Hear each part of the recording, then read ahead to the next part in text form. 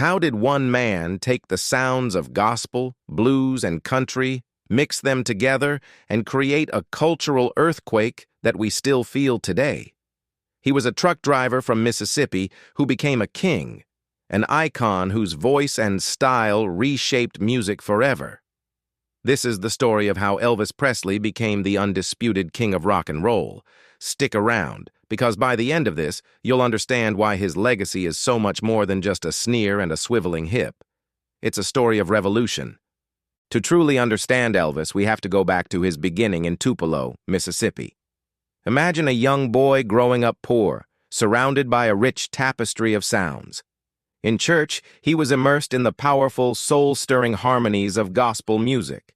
On the streets and from the radio, he absorbed the raw emotion and gritty rhythms of the blues, played by African-American artists in his community. At the same time, the air was filled with the storytelling and twang of country music. These weren't just separate genres to him. They were the soundtrack of his life. Little did anyone know these diverse influences were brewing inside him, getting ready to merge into something the world had never heard before. He wasn't just listening to music, he was absorbing the very soul of the American South. This unique combination of gospel's passion, blues' raw feeling, and country's narrative style became the secret formula for his revolutionary sound. The year is 1954. The place is Sun Studio in Memphis, a small but legendary recording space run by Sam Phillips. A young Elvis Presley, still driving a truck for a living, walks in. He's trying to record a song, but nothing's quite clicking.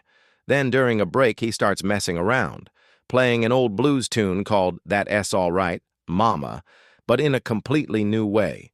He sped it up, infused it with a nervous, vibrant energy, and sang it with a kind of playful swagger. The musicians in the room, Scotty Moore on guitar and Bill Black on bass, jumped in. Sam Phillips, the producer, heard it from the control room and knew immediately he was listening to something special. It was the perfect storm, a white singer with the soulful feel of a black blues man combined with the upbeat tempo of country. When a local radio DJ played the track, the phone lines lit up. Listeners were captivated, confused, and utterly thrilled. Was he black? Was he white? What was this music? It was rock and roll, and it had just been introduced to the mainstream. This single recording wasn't just a hit, it was a declaration. A new era in music had just begun. But it wasn't just the music that made Elvis a phenomenon. It was the way he performed it. In an era of stiff, stationary singers, Elvis was a lightning bolt on stage. He didn't just sing the songs, he lived them. He moved with a raw, uninhibited energy that was electrifying. His legs would shake, his hips would swivel, and his whole body seemed to be taken over by the rhythm. For teenagers, this was exhilarating. They saw a performer who was channeling their own restless energy and desire for freedom. For the older, more conservative generation, however, it was scandalous. TV producers famously tried to censor him, filming him only from the waist up. This controversy earned him the nickname Elvis the Pelvis, but it only made him more popular with the youth. He was breaking unwritten rules about how a performer should behave, proving that stage presence was just as important as the voice. He connected with his audience on a visceral level, making every performance feel like a personal, emotional experience. He wasn't just a singer, he was a spectacle, a force of nature that you couldn't look away from. With his groundbreaking sound and mesmerizing stage presence, it was only a matter of time before Elvis Presley took over the world. And he did it with a relentless stream of hits that defined the 1950s. Songs like Heartbreak Hotel brought a moody, bluesy depth to the pop charts. Hound Dog was a burst of pure, rebellious energy, while Jailhouse Rock was a perfect cinematic piece of storytelling. These weren't just songs, they were anthems for a new generation. Elvis had a unique ability to deliver each song with a perfect blend of soul, swagger, and sincerity.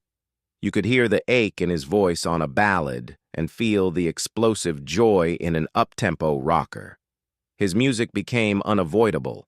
It blasted from radios in cars, jukeboxes in diners, and television sets in living rooms across America and beyond. Through his appearances on shows like The Ed Sullivan Show and his string of popular movies, he brought rock and roll directly into the heart of mainstream culture. Every new single was an event, and each one further cemented his status as the most dominant force in popular music. Elvis's impact went far beyond the music charts. He was at the forefront of a massive cultural revolution. In the conservative landscape of 1950s America, he became a symbol of youth rebellion. His slicked-back hair, his rebellious style of dress, and his unapologetic attitude represented a break from the past and a new kind of freedom that teenagers craved. But his most profound cultural contribution was arguably in bridging racial divides. Elvis grew up loving and being influenced by music from the black community.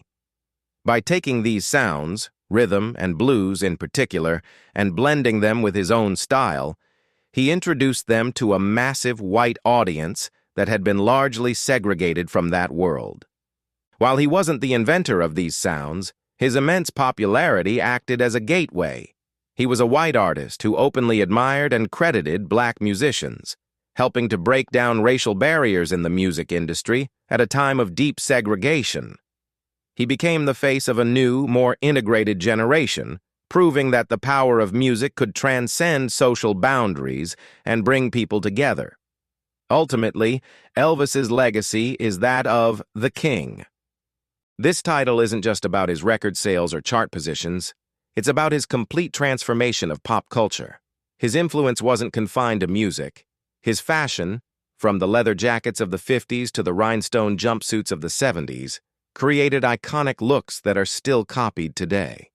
His attitude, a mix of confidence, sensitivity, and cool, became a blueprint for what a modern star could be. He was more than a musician. He was a global symbol. Even after his untimely death in 1977, his presence has never really faded. His music continues to be discovered by new generations, and his influence echoes in the work of countless artists who followed. From the Beatles, who have said that before Elvis there was nothing, to modern performers like Bruno Mars, who channels his showmanship. His DNA is woven into the fabric of popular music. He is the benchmark, the original rock star, the one who laid the foundation for everyone who came after. That's why he remains the king. So, to put it all together, Elvis Presley didn't just stumble into fame. He became a rock and roll icon through a perfect storm of talent, timing, and trailblazing spirit. He took the soulful music he grew up with, gospel, blues, and country, and fused them into a sound that was fresh, dangerous, and irresistible. He then delivered that sound with a captivating, rebellious energy that broke all the rules of performance. In doing so, he not only dominated the charts but also helped bridge cultural and racial divides, becoming the voice and face of a generation hungry for change and freedom.